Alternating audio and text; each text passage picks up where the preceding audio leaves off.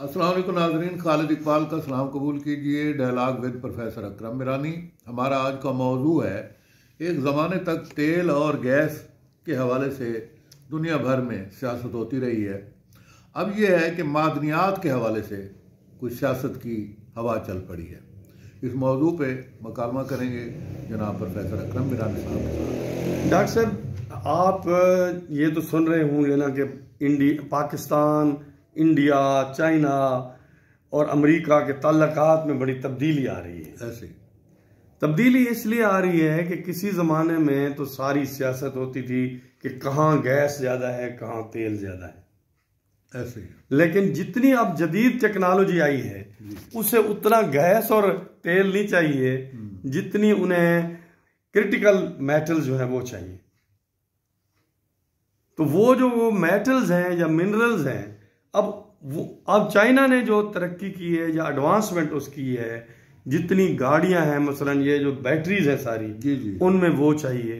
ये जितनी इलेक्ट्रॉनिक का सामान है या जैसे मोबाइल हैं, कंप्यूटर्स हैं, या जो डिफेंस की जदीद चीजें हैं, जदीद तर टेक्नोलॉजी का बुनियादी अंसर वही मेटल्स हैं जिनको क्रिटिकल मेटल्स 17 मेटल्स हैं, और उनके ऊपर चाइना की मोनोपोली हो गई है। अच्छा, दुनिया की सबसे ज्यादा पैदा करने वाला वो मुल्क बन गया है। 80% तक उसके पास वो दुनिया को सप्लाई करता है, और साथ ही साथ जो प्रोसेस है जी, उसमें जो मशीनरी इस्तेमाल होती है वो भी चाइना की बनाई हुई है। अब ये अच्छा, सर, ये सोना भी उसी में आता है? सोना उतना अहम नहीं है जी। अच्छा, सोना तो हमारा एक रिजर्व करेंसी के लिए इम्पोर्टेंट है। सही है। अब वो जो मेटल इतनी इंपॉर्टेंट सारी जदीद टेक्नोलॉजी वाली है, अब पहले तो अमेरिका और चाइना के तल्लुकात अच्छे थे। जी बिल्कुल। अब यकदम तल्लुकात में कंपटीशन जो आया है, तो अमेरिकन ब्लॉक जो है उसके लिए मसला पैदा हो गया कि ये तो हम मजबूरी हो गई है चाइना।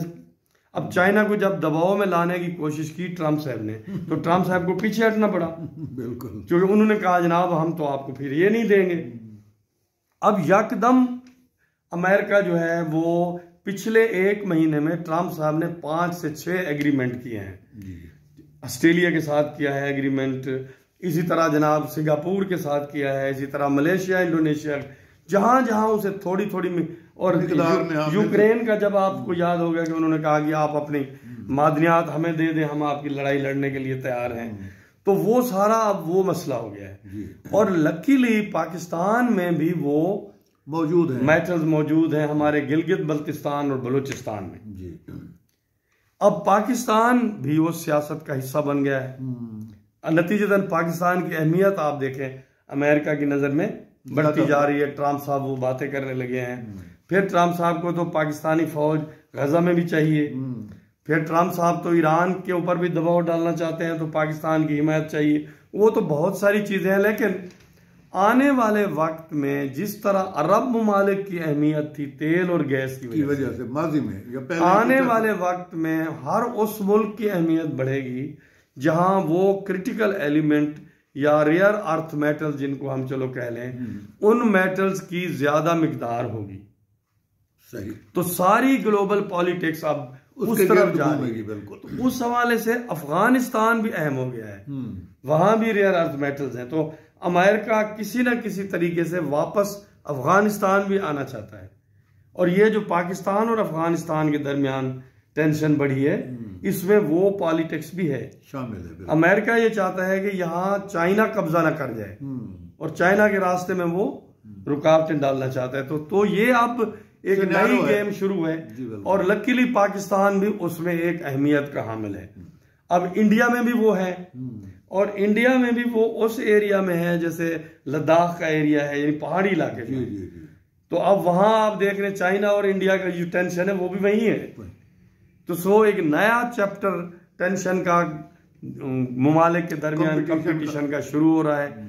देखें इसके क्या नतायज इंसानियत को भुगतने पड़ते हैं, क्योंकि ऑयल और गैस में तो आपने देखा लाखों लोग मारे गए, क्योंकि मफादात की जंग है ना सर। एक जहां कहीं कुदरती वसाइल होते हैं वहां कब्जे के लिए लड़ाई शुरू हो जाती है, और जहां अब ये मिनरल ज्यादा होंगे वहां लड़ाई शुरू हो जाएगी।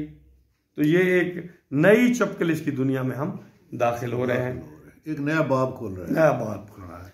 जी जनाब, इसी डायलॉग के साथ इजाज़त दीजिए। अल्लाह हाफ़िज़।